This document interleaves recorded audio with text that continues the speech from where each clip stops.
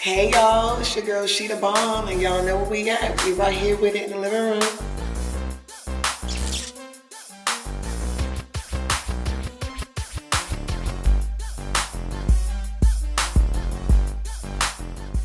What's up, y'all? This is King Gio, and I'm in the living room. All right, y'all, we right back here with it. We in the living room with King Gio. What's good, What's y'all? going on, Gio? Not much, same shit, different day. Photography. So happy you decided to come, y'all. Like, I found this guy on the Explore page, and outside of the work you've done, it was just something about your aura. I don't know. I don't know if it's like a DC thing, if it's just something about us in this area that just. But you had something about your aura that definitely caught my attention from the Explore page, and I just had to have my team get out here, reach out to you, and we needed to hear your story. Okay, for Yeah. sure. I mean, one thing I will say in the DMV area, there's a lot of people who do a lot of different things out here. So, you can tell who really has that gravitational aura. You can tell who's really genuine, who's not, who's in it for the money, who's really in it for, just themselves, and, who loves what they really do. One thing about me, I love what I do. I've been doing photography since I was a freshman. Okay. And that was when I was about 14. Okay. Um, Are you initially what area? PG. Are you from PG? Okay. Yeah. Okay. Went to school. You went to I went to Bowie. Bowie. Okay. I'm not gonna lie. With the Bowie. With the Yeah. Bowie. With the Bowie. Okay. Yeah. All right. Okay. Give me a little bit about your background. Okay. I mean, from PG County, born and raised. I grew up in the lower Bowie area. I really started my creative journey when I was 6 because I was diagnosed with ADD and ADHD. Okay. I used to draw a lot, so drawing was really my creative niche at the time. Okay. So then a few years went by. Once I got to around high school, that's when the whole photography and music thing started. Okay. So what was it about? What was it that piqued your interest about photography per se? I like capturing moments, Okay. And that's one, I'm gonna get into that later. Okay. I will say, I like capturing moments. You have a picture that you can take and that lasts forever, Yeah. because you can do something the first time, you can capture it the first time and that'll be a memory forever. You can't recreate something again. It will never be the same the second time. And So, they do tell stories. They tell stories. Yeah, exactly. Like, I've shot concerts, birthdays, weddings. I do nightlife photography down on U Street. Photography is like something I love to do. I like making people see themselves in ways they could never see themselves. And also I feel like photography is another way of clearing up insecurities. I was just about to get into that because when you said you help people see themselves in ways that they don't see themselves, I was gonna ask like how not what's your strategy in that, but how do you vet a person enough to like figure out their insecurities and then help them find their comfort in that? One thing That's something you always had? Oh, well, or- no. I mean, you gotta get comfortable. Just like, if you were working with a new client, you gotta get them comfortable. So, as you have a conversation with a client, they'll kind of like tell you things. Oh yeah, this is my good side. You know what I'm saying? Yeah. Oh, I feel like this is I feel a little fat here. You know what I mean? It's just like little things that you have to pay attention to. And once you start shooting with them, just like hype them up. You're basically basically being their personal hype man during the shoot. Get them comfortable, because I be trying to tell them at first, yes, it's nerve wracking. You're in front of a camera. You're in front of somebody who you've never met before. Right. But as the shoot goes on, you're gonna start getting comfortable, and then you just get into it. Yeah. Affirmation. Yeah, real shit. So you getting into this photography life, I know that photographers, they tend to have a bad stigma on them, on their reputation, especially regarding working with women, etc. How do you establish like trust, especially in the DMV, as a photographer? How do you solidify a real trusting rapport with your clients? Word to mouth, for sure. Okay. I will say the DMV is so small. word of mouth moves fast around here, especially with social media. You know, it's just like in the DMV, everybody knows everybody. Yeah. So if you do some fuck shit to a client, that shit's going to spread fast. Okay. When I say fast, I mean fast. Because it's been times on, like, for example, like probably like 3, 4, 5 years ago, there was a page that came out on Twitter, DMV rapist page. Oh. Yeah, and I think I heard about some shit like that. a few of the photographers out here were on that page. Oh, it's still up. No. They got that shit shut down quick.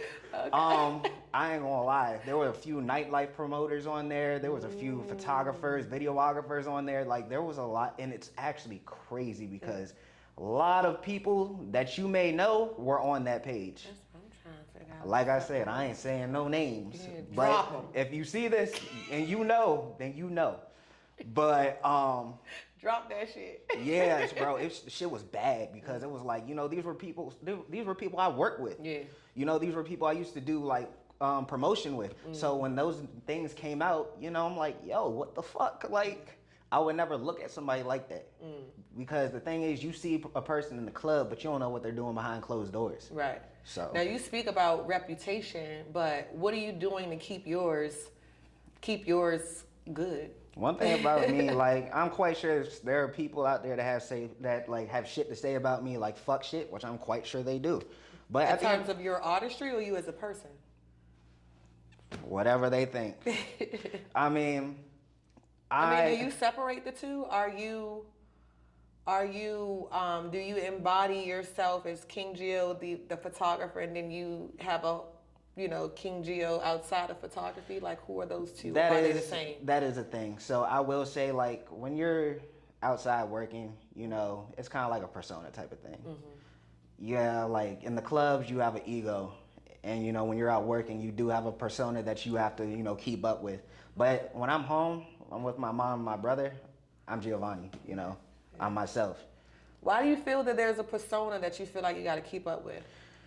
It's not even a persona that you have to keep up with. It's more of, that's just who people know you as, you know.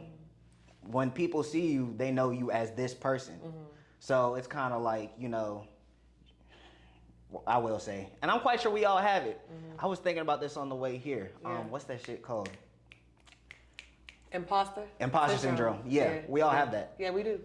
Because it's like, you know, you want to show people that you're bigger than what you really are. Now, I'm not going to come out here and say I'm the biggest photographer. I know there's photographers who shit on me 100%.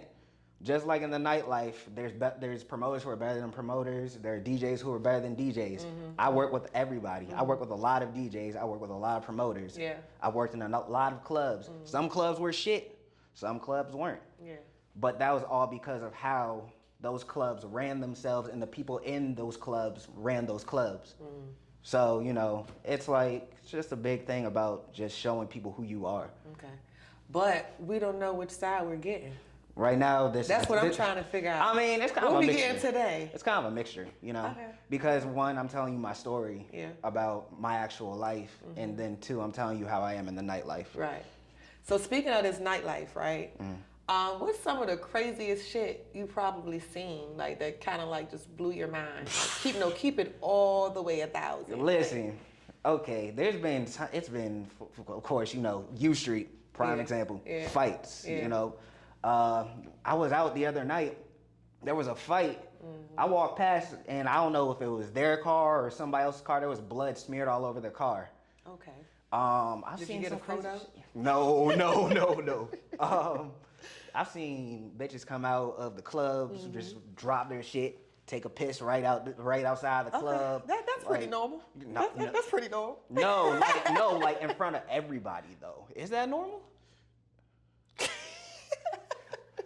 I don't know if that's normal. No comment. I had a few drunk ass nights back in my day. Yeah, no. I mean, but I've seen some wild things, you know. Have you ever been put in a position where you've had to choose your professionalism being in jeopardy for an opportunity? And which way did you go with it? Hell yeah, I've been tested. I've been tested for sure.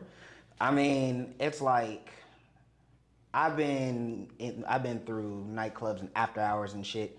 So, you know, me being a photographer, and I do work with kids and things like that. Okay. So, you know, I'm very particular about what I post. So if people like knew, like, you know, I was working, taking pictures of, you know, exotic dancers in the after hours and shit, which I have, I feel like, you know, that would be like a kind of like put my reputation in jeopardy. So I guess before we go deep into that, it kind of goes back to my last question, a few questions I asked ago about how do you decipher which geo we're getting? Professionalism. We're on a platform right now, so you know you gotta keep shit p. You know what I'm saying? But in the streets, if you're in the nightlife, we all get drunk, we all have fun. Yeah. You know, sometimes you just give it that say fuck it, have a good time, turn up. Yeah. Cause you know in the clubs you're just having a good time. Yeah. But have you ever had a fuck it moment that you had to grow from? Or yeah. You always played it safe? Nah, I ain't gonna lie. I haven't always played it safe. Yeah. Like, if you knew me a few years ago, I would just go out just for the fuck of it, get lit, get drunk as fuck. I will say I did have a problem with that at one point. Yeah, like I did have a problem with drinking at some point. But that was because, you know, you're around so many people who you like getting lit with. They just get you fucked up. It's an influence. It's definitely an influence. Yeah. But I mean, don't get me wrong. I'm still around those people to this day. I just learned to control my drinking a little more. Right. And how old are you? 27. 27? Yeah. Okay, 27. And you're a Pisces. Yes, you're I am. Pisces, big Pisces. Yeah. Your energy is given. It's given. I try. I try. Let's go back into your background a little bit. So you said that you struggle with, you know, ADHD. Tell me a little bit more about your upbringing. What was it like growing up in the house? So, like I said, I was diagnosed with ADHD and ADD at 6 years old. So, how did that affect you in the house? I know you got siblings. Were your siblings ever diagnosed with anything? Well, Mike may have. I don't know, cause he's very calm. But me, I was like super hyper, extremely hyperactive. You know, I would be running around the house, running up the fucking walls and shit. Like, I would annoy the fuck out of my mom. That sounds like every black little boy in the house. But just imagine that like 2 times worse. Yeah. I had to shoot Ritalin in your ass. Yeah, so like it was like, you know, like she's like, you're shaking. Like, I know, cause you know, I didn't know, she didn't know. But my grandmother, she works at Children's Hospital, so she kind of caught on to that. She told my mom to go get me tested and diagnosed for it. But I think it was when I was about 7 years old, 8 years old, that's when my mom finally put me on medication. But the medication that they had put me on suppressed my appetite. It basically made me like, it kind of like a zombie in a way, because I didn't want to do nothing. I was quiet. I wouldn't eat. I would just sit there, not doing shit. Yeah. Basically, just a vessel, really. Yeah. So she would take me to a doctor, and at one point, I couldn't gain over 60 pounds because I wasn't eating. So, like, you could see my ribs and all that shit. Like, it was bad. Did that, going through that, some way shape your journey into photography? I will say yes. Well, starting with the drawing, because one thing people, you know, don't know, like, people with ADHD are the most creative people in the world, especially because the way our minds work, our minds move so fast. We're always thinking about something, and if we see something, we're gonna try to get that shit out the way. Yeah. So, you know, having ADHD is actually, I will say, it's more of a blessing than a curse to me. I will say that. My mind is so like all over the place all the time. You know, working with, you know, creatives all over the DMV and things like that. It's put me in some pretty great spots. I'm not gonna lie, but it definitely helped with that. It definitely did with the help with the upbringing of my photography for sure. Okay, that's good. Are you a parent? No, I'm not. You're not a parent? I'm a dog dad, if that counts. A dog dad. Yeah. What's your dog's name? Honcho. Honcho, big honcho. Shout out to honcho. Yeah, he's a husky, so Oh gosh. yeah. Oh gosh. Okay.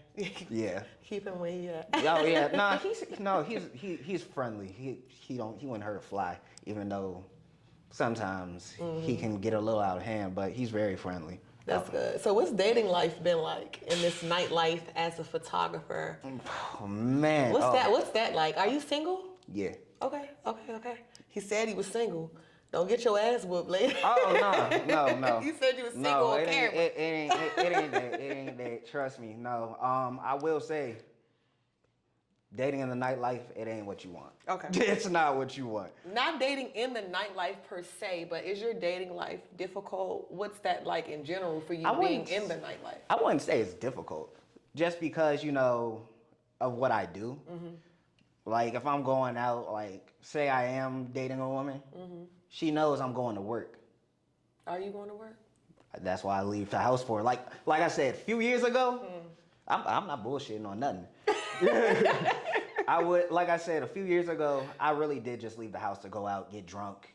I lied to my mother, say, I'm about to go to work, go out getting drunk. Yeah. But no, I really do be going to work. I do be, going to shoot celebrities and things like that.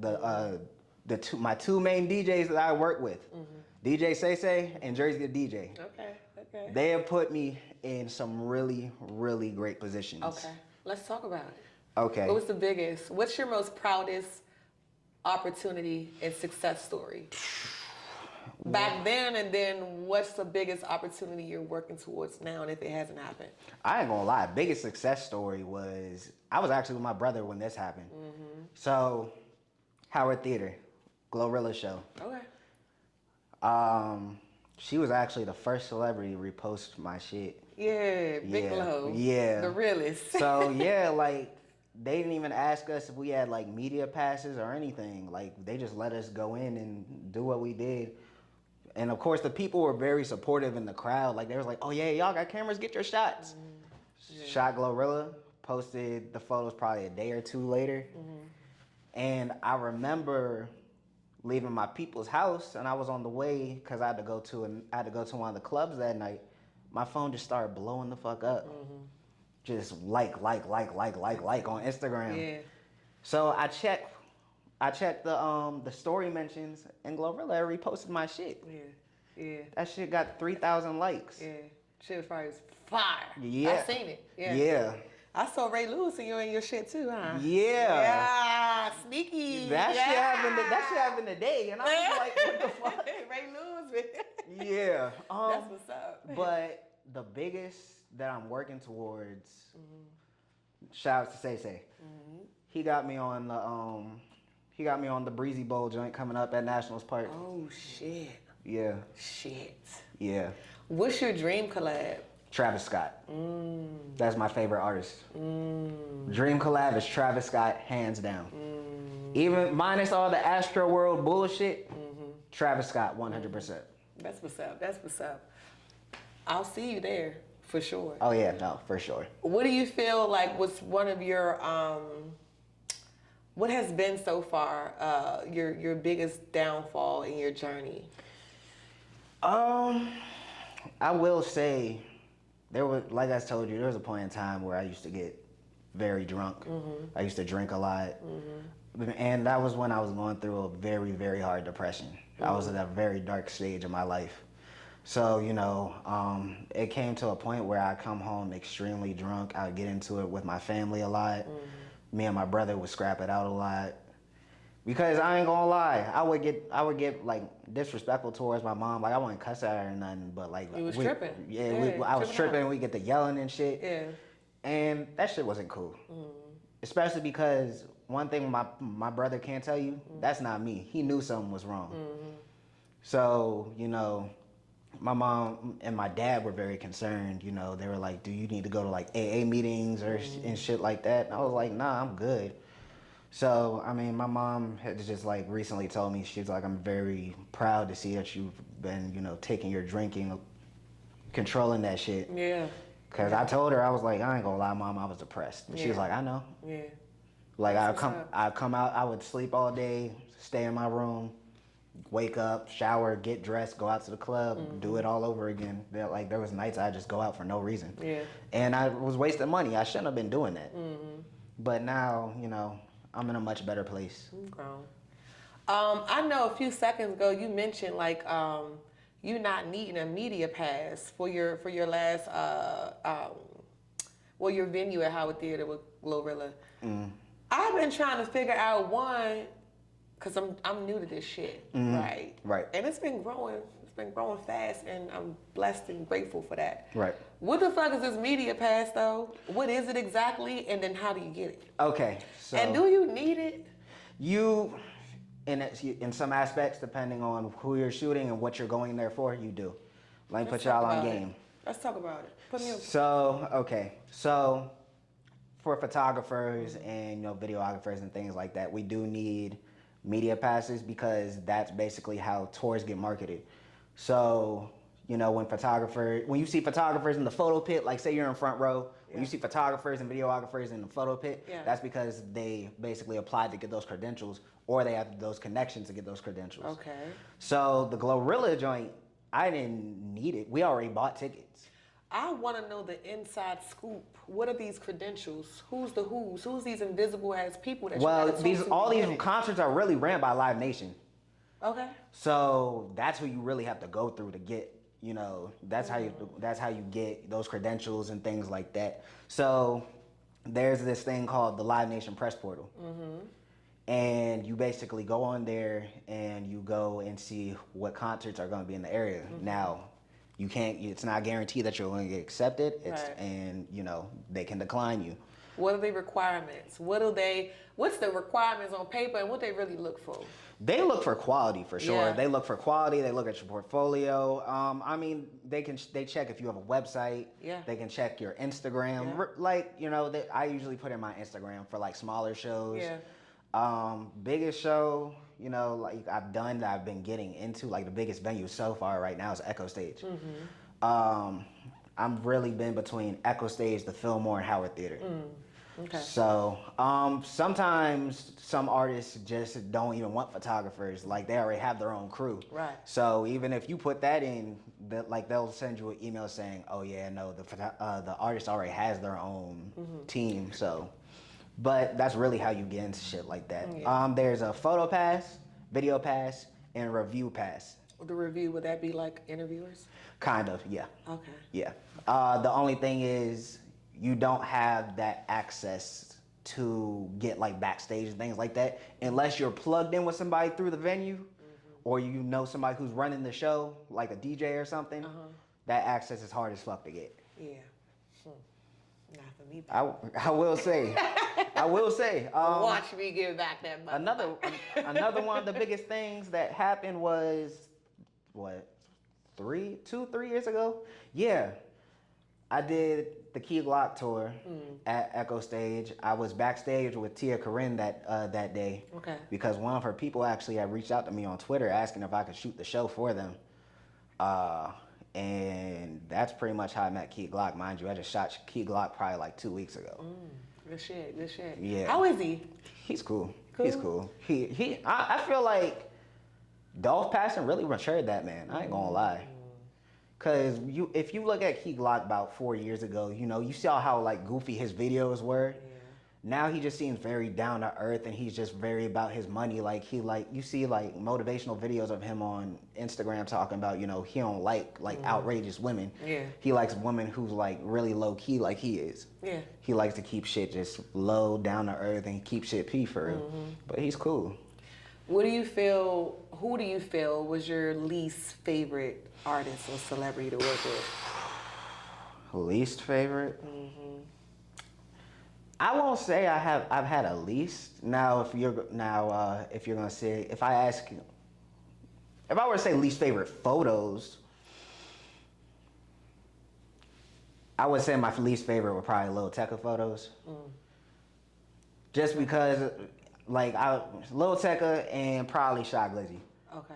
Was it because of the photos itself, the energy that they portrayed while taking a photo? Well, the Tecca What was photos, it? I just didn't like how they came out. Okay. Glizzy, he was just very low energy. Like it was some points, you know, during the concert, he was jumping on stage and shit, but it was just like there was nothing really exciting to catch. Yeah, yeah. And that was at the Fillmore when he was with No Savage, if I'm correct. Okay. Okay. Yeah, that's interesting. Yeah. Mm-hmm. Okay. Well, being messy. No. A little messy. You know what I mean? So Jersey and Say Say, those are my dogs. Okay. I will say. Who are Jersey and Say Say? What do they do? Say Say, he's one of the biggest DJs in DC. Okay. So is Jersey. Jersey, he's a well-known strip club DJ. Okay. He works at the House nightclub on George Avenue. Yeah, Shout out to the House. Yeah. We love the house. And Say, he's like one of the biggest in DC for sure. He's like opened up for like Rod Wave. You know, he's very big and very well known around here. So like I said, he's gonna be on the when the Breezy Bowl happens in Nationals Park. He's gonna be one of the opening DJs for that. Yeah. But they have both really put me in some doors that like they've opened doors for me and put me in rooms that I didn't expect to be in. Let's talk about your relationship. How did you meet the two? Where did you gang that? So Say I met when I first started in the nightlife, and that was at Bliss. Yeah, no, I've known Say for a minute now. Did I ever think, you know, me and him would work together? Not at all. But then a few years went by, and I started working with Jersey, and me and Jersey used to have a gig on Thursdays at Privilege.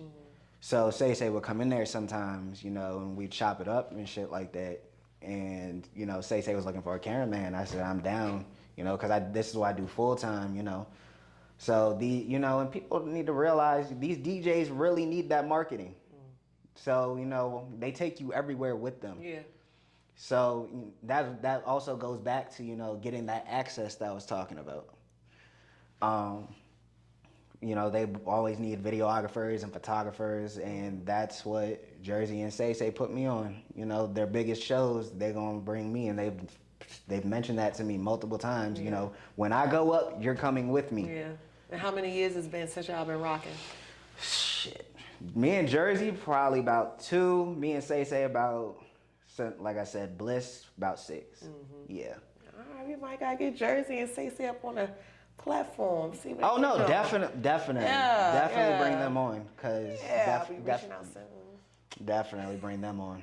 I will say that. I'll talk shit. I'll call them afterwards and be like, yeah, they want you on the podcast. Yeah. For sure.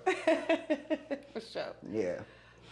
Okay, so what made you start the living room, if I may ask? I started the living room. It's been a crazy transition. It's which is funny. It's funny you asked because I started the living room because I am big on storytelling. I'm a storyteller. Yeah. And I used to tell a lot of stories in the close friends. My close friends was very engaging. I'm one that's known to be very provocative in conversation. Right. I'm controversial. I'm definitely not afraid to just say the things that people are afraid to say. Yeah. It doesn't bother me at all. I'm a fearless motherfucker, and I enjoy conversation. So starting with the close friends, that shit started getting crazy to the point where, you know, I'm still telling these stories. People are remembering the characters. I gotta provide photos, so the motherfuckers think I'm a bluff. So shit really started going up. Motherfuckers started paying me to get into close friends. And then when I have more serious conversations, I may speak on behalf of a single father or just from a male's perspective, just to give some balance, because I'm really curious. You know, we don't hear about these type of things. And the people wanted me to get it out there. They're like, nah, you gotta take this shit out of the close friends. Like, take this shit out of the close friends and get this shit on a platform. Like, nah, this shit is cool. It's fun. I like talking. We having fun. For years, then eventually, my brother and we started the living room. We started the living room. I came up with the idea. He helped me with production and getting it built up and started. And initially, I just wanted to have a conversation and be a voice for people. Yeah. Unify the city for real. If we can express some about, deeper issues, heartburns, or even promote, you know what I'm saying, your businesses, your passions, whatever that is. I wanted to provide a platform where you can do that freely and still be yourself. You ain't got to put on a persona. You ain't got to. You can come on and be you, be real. Tell us what we don't know. Yeah. From Instagram. I will say, if you want man's perspective, okay, so this is where, we're going to get into the Giovanni side of things, because I gave you pretty much some of the King Geo side. Okay. So, I mean, because I remember when we were texting, you said you wanted to, know, my thoughts on, I pretty much told you, I wanted to talk about, real versus fake relationships like that. Hell yeah. I will say, as a man, we look for nourishment, Okay. We want to be soft too. Yeah. You know what I'm saying? Yeah. But everybody, because we're men, everybody expects us to be so hard body all the time. We want to come home after a long day of work, lay up with our women. You know what I'm saying? We want to, we want our heads rubbed and shit too. Yeah. You know what I mean? We like to be babied. I ain't gonna even lie. But it's just when men want to be nurtured, women want to be taken care of. There are women out there that want to just be nurtured though, because they got their own bag. And I feel like music is an influence on that. Music is a huge influence on how people portray themselves. Niggas always out here talking about fucking bitches and all that shit. Women are always out here talking about finessing niggas and all that shit. Bro, what the fuck have we come to? Yeah, I mean, at the end of the day, it's about, emotional intelligence and maturity. Yeah. You can't allow something that isn't necessarily real or relatable to your life to affect your personal life. I mean, that's a choice. Yeah. So it just comes down to that, really, for real. Yeah. So, self-awareness, everybody ain't got it. Yeah. So, for sure. And there was one more thing I did want to, come back to when you talked about, personas and things like that. Being original. Yeah. I feel like, with originality, a lot of people aren't original anymore. And everybody wants to be perfect. Right. I feel like if you're perfect, you know what I'm saying? If everything was perfect, nothing would be special. Perfect is boring. Yeah, exactly. If everything was perfect, nothing would be special. Yeah. You know what I'm saying? Flaws is what makes somebody special. Right. Flaws is what makes you you. And I be trying to tell people, bro, stop trying to be perfect. Not everything is gonna be perfect. It was made this way for a reason. And if you can't, accept not being perfect, I don't know what to tell you, because nobody's perfect. Right. We all have our own flaws, and those flaws make you who you are. If you cannot accept that, stop being insecure. Yeah. Love who you are. That's another thing about the photography shit. Love who you are. Love your flaws. Yeah. That's what the camera is there for. To capture your flaws, to make you love yourself. That's an interesting perspective, because you would think that with photography, you want to snap your perfection. This is the shot that I want the world to see. Yeah, no, definitely. We all feel that way when it comes to, taking pictures and things like that, because we want that money shot. But sometimes, there's a picture that could be fucked up, but whole time, somebody look at it and be like, bro, this shit is art. Yeah. Like a picture that wasn't even supposed to happen, it could be fucked up. And this happens with making music too. I could be making a beat, and I could fuck up on the beat, be like, okay, the fuck up sounded better than my actual idea. I mean, sometimes you gotta rock with it. Yeah, exactly. That's what I'm saying. That's why the bloopers are important. Exactly. Honestly. It's actually been a great conversation. It really has. It was fun, organic. Yeah. You bring a very calm, suave-ish type energy. I try. Especially for you to be a photographer, we expect a little bit more arrogance from you. I'm very you cool, made a good laid point back. about reputation. Yeah, no, I'm very calm, chill, cool, calm, and collected. I'm very laid back, As a takeaway, what advice would you give our viewers from the King Geo side and then from the Giovanni side? Because we spoke a lot about two. Okay, so the split. Okay, The professional And then the real. Okay, from the Giovanni side, just be you. Do what you love. You know what I'm saying? Just keep going. Because if you, listen, I wanted to quit. I wanted to quit photography so many times. But quitting is not going to get you anywhere. Yeah. On the King Geo side, don't give a fuck about shit. Right. People are going to talk about you. Everybody going to have an opinion on you. People are going to always, you know, there's going to be haters and there's always going to be motivators. You know, it's crazy because somebody who you don't even know supports you more than somebody that you do know. We talk about that all the time. Yeah, so like I said, don't give a fuck about nothing. Keep going. Real shit. It was so nice having you. It was nice having you as well. Like, I really appreciate you, like, reaching out because this was my first time being on a podcast. Are you kidding me? Dead ass. You know, tell me, what is it about, because there's a choice to come on here as well. What was it that made you feel comfortable to come on? Because we had a few guests come on and say that this was their first time interviewing and they chose the living room. So I'd like to figure out, what was it that gave you that confidence to come join us today? I have a lot on my mind. Like, I'm always thinking about shit. I'm always thinking about things, and you know, sometimes, you know, I don't really have anybody to talk to express them. So, you know, if I can come on a platform and express, you know, my mind, and hopefully it moves people and motivates them, then I'm down for it. And plus, like, I saw, like, you know, when you had reached out, I went down, did my research. I was like, this is cool. And plus, you said I can cuss. That made it even better. That made it even better. But no, I was just like, you know, I can come on there, you know, and talk about, you know, people that I've really fucked with, people who I love, some of my stories, because there's a lot of shit that people don't know about me when it comes to, you know, my past and shit like that. So hopefully, you know, you enjoyed my story today. Yeah. We did. We don't get to talk about mental illness and diagnosis a lot, so you kind of open up the door for that conversation as well. Yeah. So I really appreciate that. That was very brave. So. No problem at all. I hope we can have you back. Oh no! Listen, whenever you ready, I'm here.